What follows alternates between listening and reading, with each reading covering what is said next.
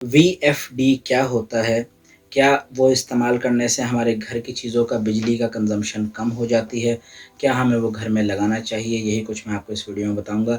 अस्सलाम वालेकुम नाज़रीन, मेरा नाम है फैसल शाह, आप देख रहे हैं वाओ डिजिटल यूट्यूब चैनल या हमारा फेसबुक पेज।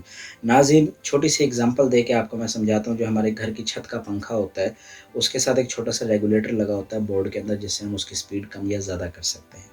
वो रेगुलेटर जो होता है, वो एक वीएफडी की बड़ी बेसिक किस्म की फ़ॉर्म होती है। होता क्या है, जब आप बटन दबाते हैं, आपका छत का पंखा चलता है। अगर आप उसको फुल स्पीड पे चलाएँगे तो वो तेज़ घूमेगा, बिजली ज़्यादा लेगा। अगर आप उसको दरमियान में कर देंगे तो उसकी स्पीड थोड़ी कम हो जाएगी, बिजली वो थोड़ी कम लेगा, और अगर आप बहुत लो कर देंगे तो वो बिजली फिर काफ़ी कम लेता है। ये है, दुनिया में ऐसी चीज़ मौजूद है। इसी तरह से ऐसी डिवाइसेज़ भी दुनिया में मौजूद हैं, जो कि अगर आप अपने घर के साथ मेन स्विच के ऊपर लगा लें, घर की एंट्री के ऊपर ब्रेकर के साथ, तो क्या होगा कि उसके ज़रिए आप कंट्रोल कर सकते हैं आपके जो करंट है उसकी फ्रीक्वेंसी को, जिससे कि आपकी बिजली के अप्लायंसेस अपैरेंटली कम बिजली लेंगी। ये ऐसा होता है दुनिया में, लेकिन ये चीज़ों का इस्तेमाल कुछ चीज़ों में अच्छा है, कुछ में बुरा है।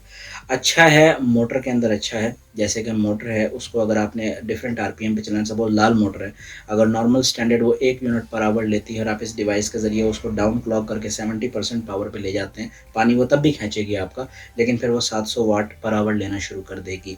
लेकिन हर डिवाइस के लिए ये अच्छा नहीं है।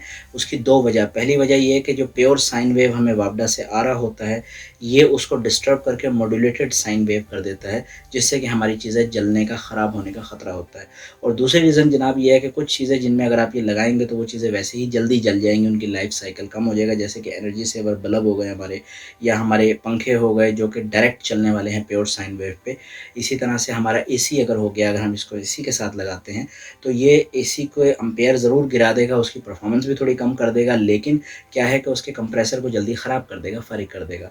एक और एक्सपेरिमेंट आया था, मैंने वीडियो बनाई थी जिसमें उन्होंने क्या किया था कि नॉर्मल एसी के कंप्रेसर के साथ ये डिवाइस लगाई थी, और उसकी कंप्रेसर की फ्रीक्वेंसी कम देके उन्होंने उसको लो पावर, अंडर पावर किया, जिसकी वजह से उसने कम एम्पेयर लेने शुरू कर दिए, कूलिंग कम हुई। लेकिन कुछ दोस्तों से पता ये चला कि कुछ अरसे के बाद उनका जो एसी था उसका कंप्रेसर जल गया था। तो ये चीज़ है, अच्छी है, कुछ जगहों पे सूटेबल है, हर जगह पे सूटेबल नहीं है। कोशिश ये करनी चाहिए कि इसको अवॉइड करें। बेहतर है, अगर आपने लोड शेयरिंग करनी है, यानी बिल आपका ज़्यादा आता है और आप कहते हैं यार थोड़ा कम हो जाए, तो उसका बेहतरीन हल ये है कि आप अपनी कैपेसिटी के मुताबिक सोलर इन्वर्टर सिस्टम लगा लें घर के अंदर।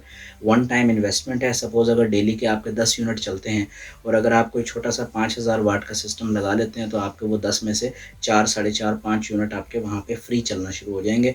तो आपका बिल कम हो जाएगा, और ओवर द टाइम आपका वो जो इन्वर्टर सिस्टम है वो अपनी कीमत भी पूरी कर देगा। ये है सही तरीका। जो इस तरह के डिवाइस लगाए करने का तरीका है, काम तो शुरू में करेगा, लेकिन लॉन्ग टर्म आपकी जो चीज़ें हैं उनको ख़राब कर देगा और उनकी लाइफ़ के लिए अच्छा नहीं है। पाकिस्तान ज़िंदाबाद।